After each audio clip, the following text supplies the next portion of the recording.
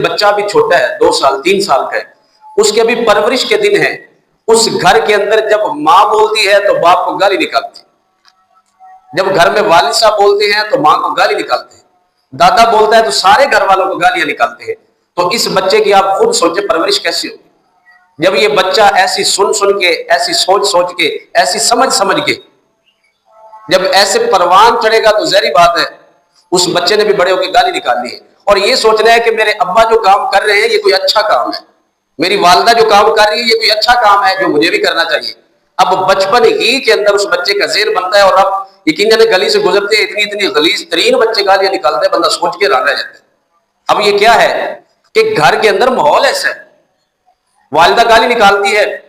ऐसी कि अल्लाह माफ फरमाए, सोच से बालातर है, वालिद निकालता है सोच से बालातर है। तो सारी बात है जब बच्चे सुनेंगे जैसा माहौल बच्चों को हम देंगे बच्चे वैसे बन के जाएंगे। जिस तरह हम बुजुर्ग फरमाते हैं, सादा मिसाल देते हैं कि सबसे पहली दरसगाह मां की गोद होती है। अब देखें कि अगर जिस घर के अंदर ऐसा माहौल है तो हम समझे जहां पर सिर्फ फिल्मी एक्टरों के डायलॉग उस घर में बोले जाते हैं, तो उस घर में हम कहें कि हजरत बाबू सुल्तान जैसे लोग पैदा हो, बाबा फरीद जैसे लोग पैदा हो, अजीम हस्तियां पैदा हो जिनको लोग नाम लेते हैं और वहां पे जाके उनको सलाम अकीदत पेश करने जाते हैं। ऐसा नहीं हो सकता। जहां पर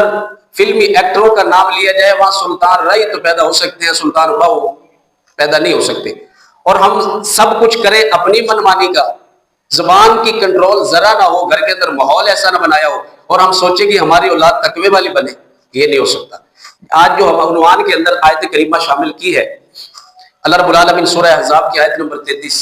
या अय्युहल्लज़ीना आमनुत्तकुल्लाह वक़ूलू क़ौलन सदीदा, ए ईमान वालों अल्लाह से डरो और हमेशा सच्ची बात करो,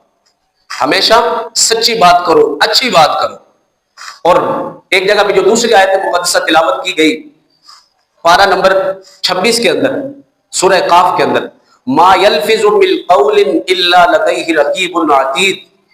कि हम जो भी अपनी ज़बान से लफ्ज निकालते हैं, जो भी हम बोलते हैं, जो जुमला बोलते हैं, जो लफ्ज बोलते हैं, हमारे ऊपर एक निगरान मुकर्रर है। हम जो भी बोलते हैं फौरन हमारा वो लिख लिया जाता है। क्या फरिश्ते हमारे साथ मौजूद नहीं है? जो भी हम बोलते हैं यूं समझे एक मुसलमान की, मोमिन की पहचान यही है, पहले तोले फिर बोले,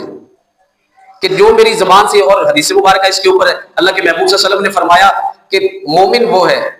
या तुम बात करो अच्छी बात करो, जब भी तुम बात करो अच्छी बात करो, या फिर खामोशी इख्तियार